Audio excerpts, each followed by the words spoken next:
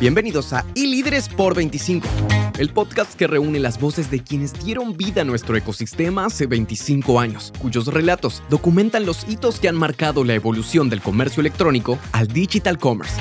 Ponte cómodo, estás por escuchar un testimonio único que define a nuestra industria. Y seguimos con más Ecosistema por 25. Enrique, un placer tenerte en este homenaje, ¿no? Porque como te mencionaba, y vienen todos siguiendo esta saga de podcast a nuestros iLíderes, estamos haciendo un homenaje porque llegar a 25 años como ecosistema es todo fue y es un desafío. Pero primero vamos a empezar con eso. ¿Te imaginabas que íbamos a llegar a 25 años de ecosistema?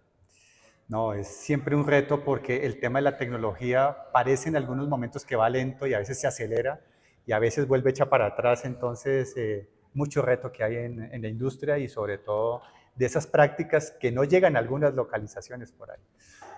¿Y cómo empezó? Contanos el Enrique digital. En el caso mío, empecé con un Spectrum 32K de un amigo y después mi padre, que le hago un monumento, gracias papaito, compró una Commodore 64 y ahí hice todo el recorrido de hasta el 128, no pasé por la Amiga, fui directamente a una T, que vendí mis 1962 juegos de Commodore 64, porque era adicto a los juegos de computadora, hasta programaba para hacer juegos, y me di cuenta que no era... A los 16 años, 17, no había futuro si seguía pasando el fin de semana completo jugando. Y ahí vendí y me compré mi primera AT. Y en el caso tuyo, ¿cómo fue? Pues mira, la primera experiencia sí fue en la universidad. Línea de tiempo. Eso fue en el 94. 94. 94. Y esas máquinas brutas que eran de color como naranja, verde. Qué bruta, ¿no? Con cariño, eran los orígenes. Es como si fuera base, los pilares. El Neandertal. Bueno, esos son los Neandertal, porque si a la gente, los que nos están viendo, no había monitor a color, no había interfase gráfica, no había mouse, o sea, el mouse ya es vintage, y en esa época no había mouse y era todo por comando. Tenías que era como un DOS de color. Y no tenías disco rígido. Totalmente. Era con los famosos disquetes de 5 1/4. Los grandotes. Los grandotes, los imprimidos, de 5 1/4. Después vinieron los de 3,5. 3,5 era ya palabras mayores. Sí, y ahí fue mi tema porque en mi formación, yo tengo formación de ingeniero eléctrico y empezamos a programar. Es daño colateral, como digo yo. Programación C++, me acuerdo. C++, Pascal, C++. Sí, ahí empezamos a hacer cositas para eso era como están, ¿viste?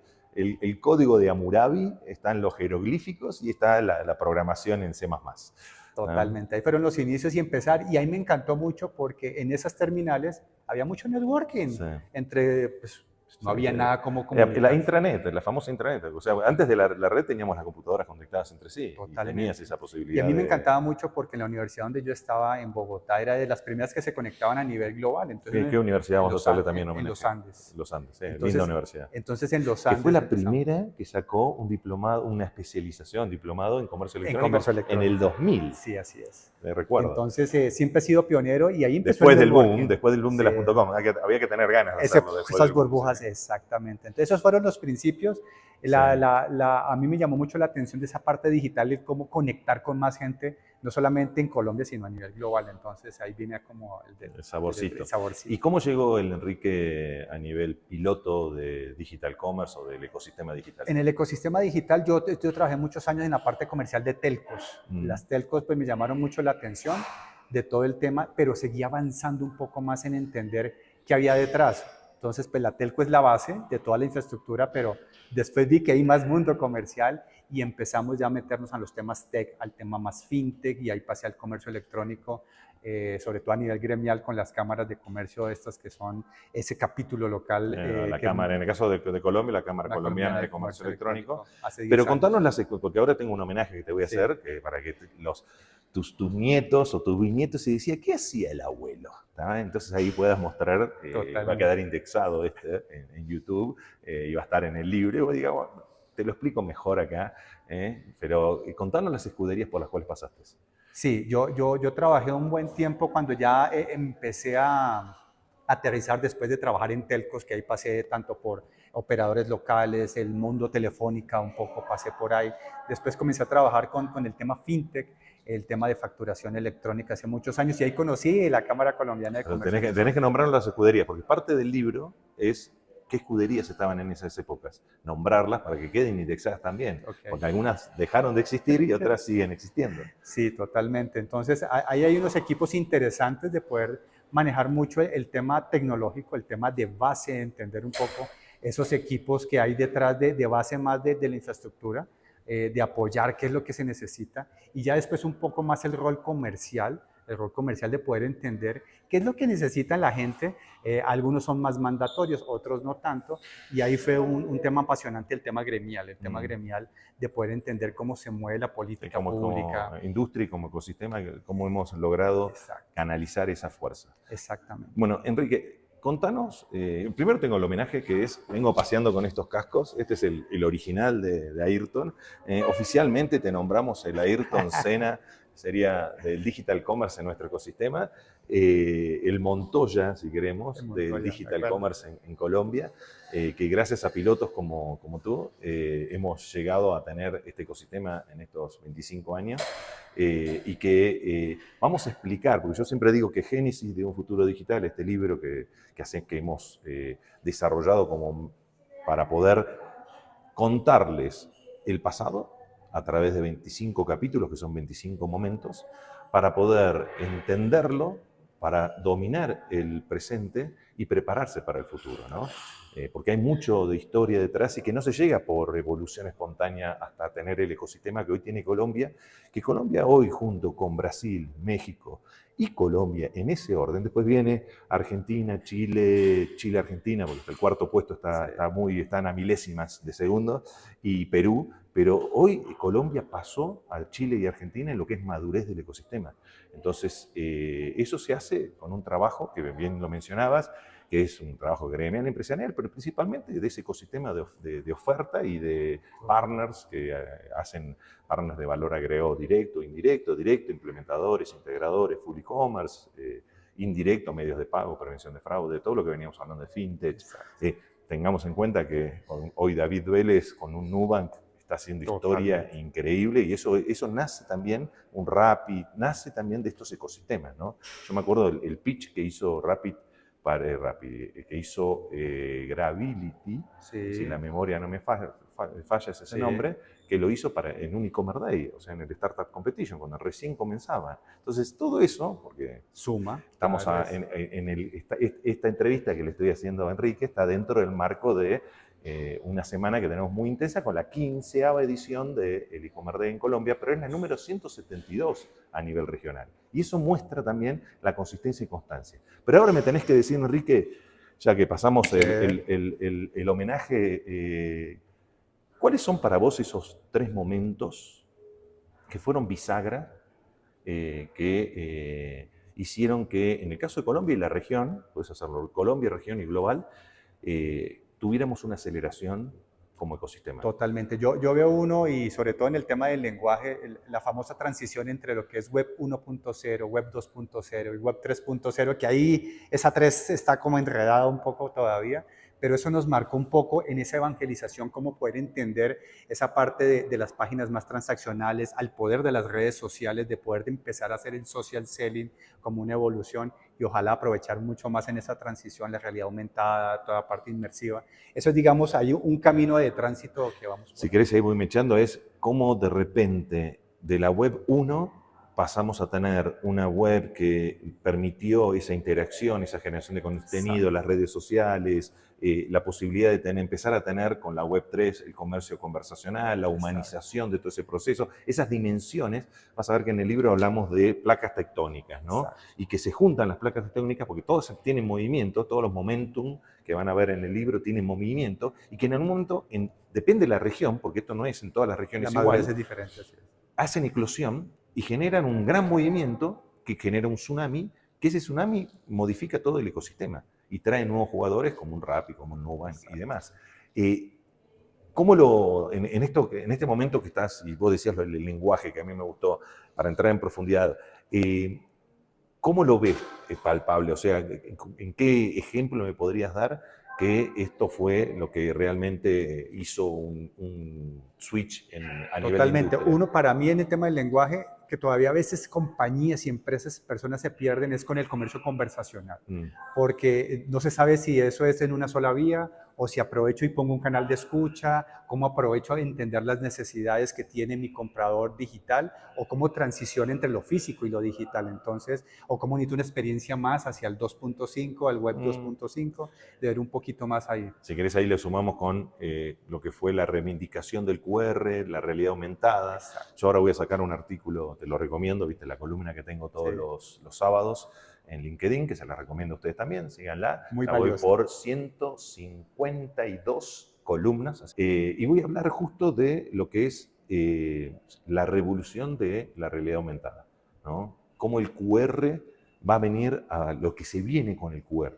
Porque el QR... Vea más información, más detalles. Sí, pero es increíble porque el QR, junto con otras cosas, ¿no? El SMS y otras cosas, no fueron aprovechados en su momento y ahora se potenciaron, ¿no? La pandemia los volvió a poner encima de la mesa y que son la antesala al metaverso, ¿no? Porque empiezan a darnos esta Web 3 que tenés la Web 3 y la Web 4, ¿no? Que están en simultáneo evolucionando.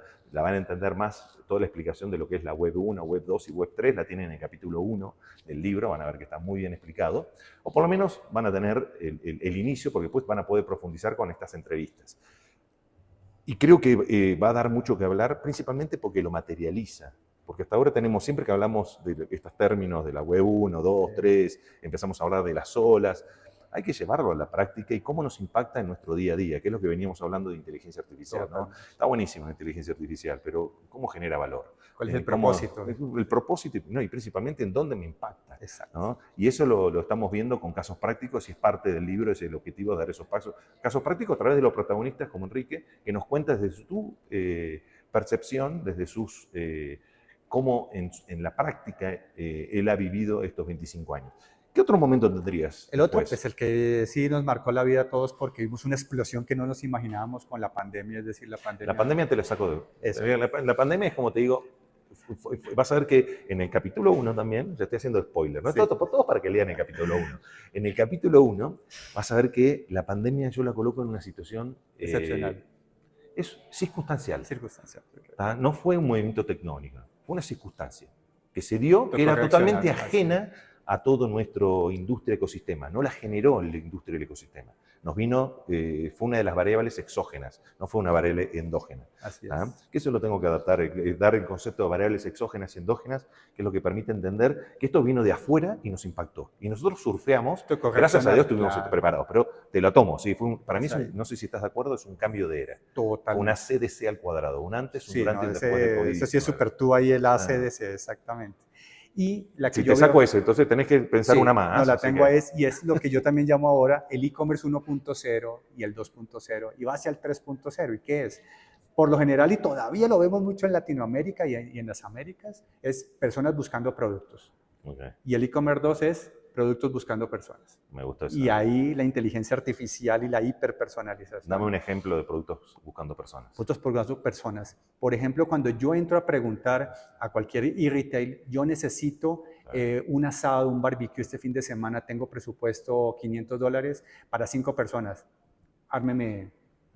Si querés, yo te lo pongo más así, es los retailers transformándose en los grandes, la ola de motores de búsqueda, retail media, motores de búsqueda, todo eso conjunto, pero con esa parte de inteligencia, que va a ser inteligencia artificial, pero que te da la posibilidad de no solamente resolver la necesidad, sino que dar una propuesta, una experiencia mucho más personalizada y adaptada y con conveniencia, potenciando la conveniencia. Totalmente. Y lo quería complementar ahí con el poder del cero party data. Yo todavía veo en ese tema de lenguaje que nos quedamos, ya estamos quitando el tercero, third party data.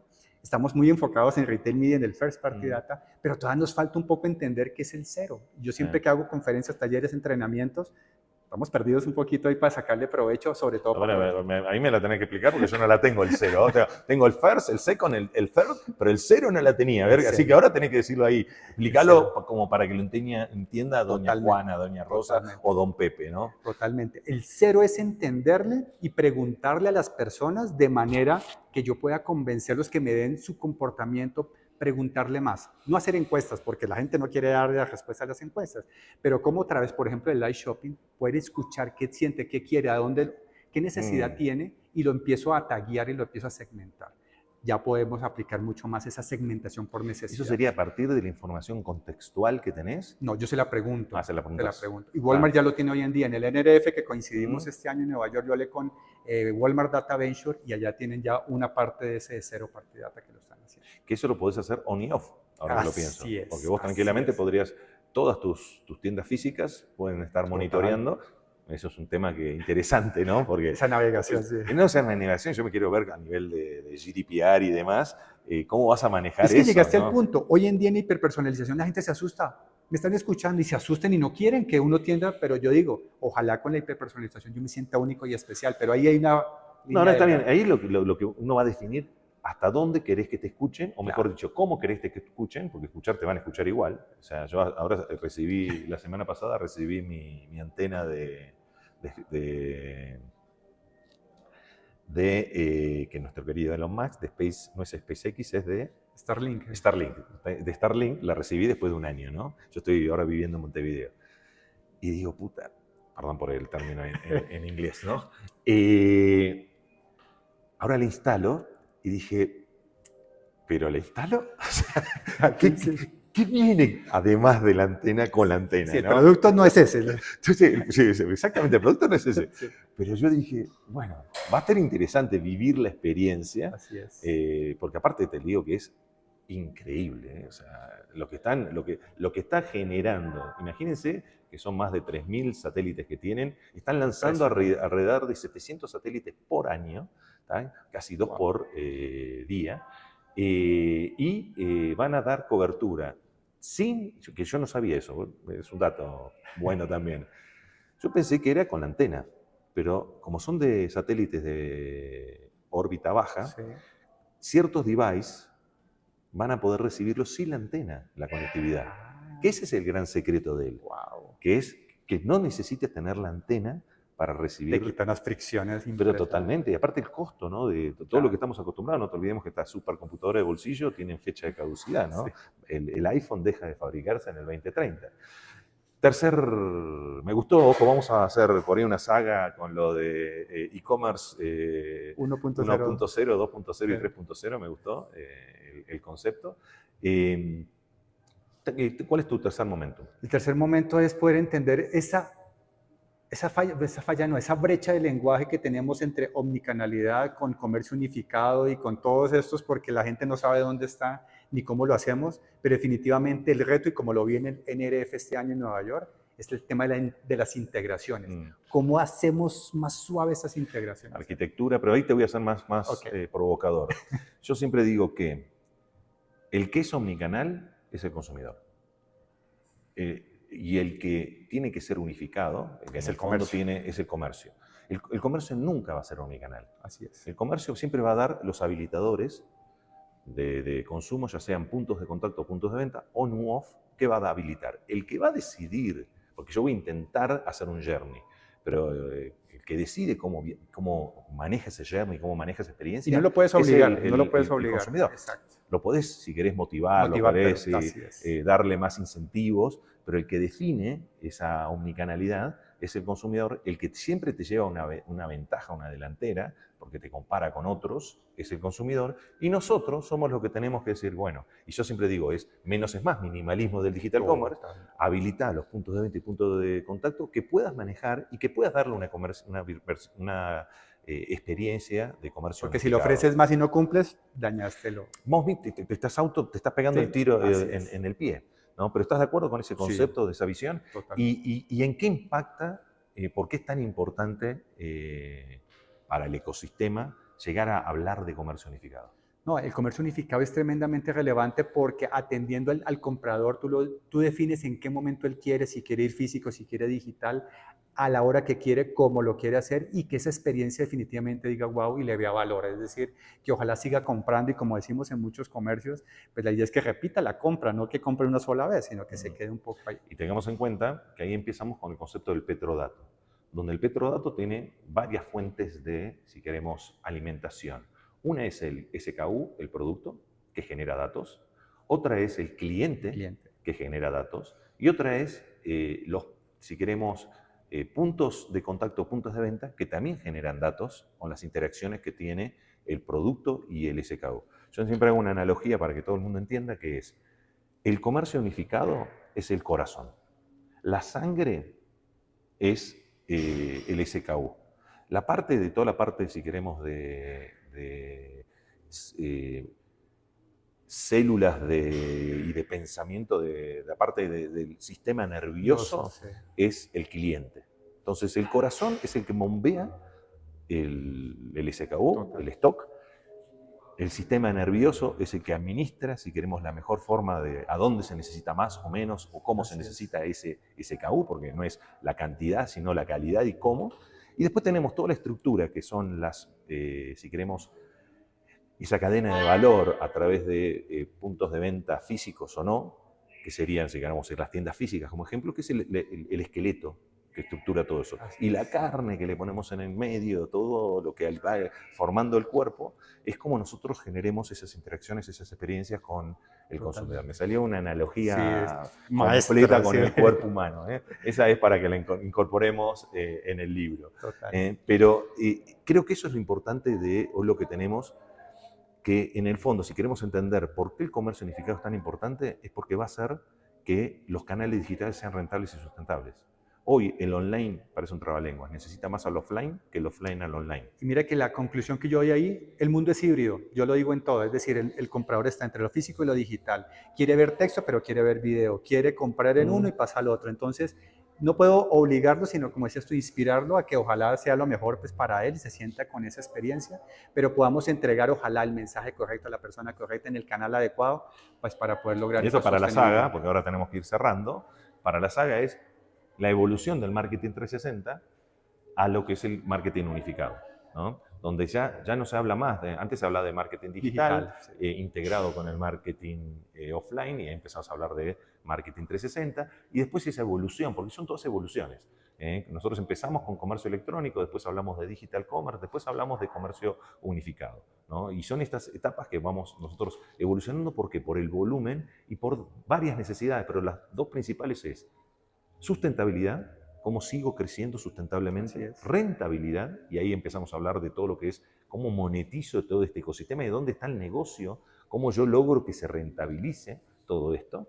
Y eso es parte de, creemos este desafío de profesionalización del capital humano, que lo tiene que ser posible, porque de los dos lados, de la demanda y de la oferta, tenemos personas de carne y hueso, ¿tá? Pero para ir cerrando, Enrique, si tenés que definir estos 25 años en una frase. Esta no es pensada, no estaba verificada, no te la mandé nada. Una frase que te salga de las entrañas, del corazón, del estómago. Pues para mí, de lo que he venido desarrollando y he aprendido y he interactuado a nivel global con muchas compañías, está en inglés. Me da pena porque no he podido lograrla encontrar en español. Retail is detail with a long tail. Me gustó, está buena, esa es una linda frase para colocar. ¿La pensaste, César? Porque esa yo ya la tenía trabajando. Está buena, me encantó, esa es un lindo quote. Bueno, y seguimos con más. Si les gustó esta entrevista, y Líderes por 25, vean las otras entrevistas. Tenemos más de 100 entrevistas a nuestros referentes de la industria en el playlist de YouTube que tiene el E-Commerce Institute. Van a tener el video podcast, y dentro de las distintas plataformas como Spotify van a tener el audio, el podcast de esta entrevista. Así que seguimos con más y Líderes por 25. Muchas gracias. Gracias, Enrique. Con todo gusto. Gracias por unirte a iLíderes por 25. Si este contenido te ha gustado, compártelo para que más personas puedan navegar el origen de nuestro digital commerce. No olvides suscribirte para no perderte las próximas conversaciones con los líderes que continúan escribiendo la historia de nuestro ecosistema. Hasta la próxima, donde seguiremos explorando, aprendiendo y construyendo el futuro digital juntos en iLíderes por 25.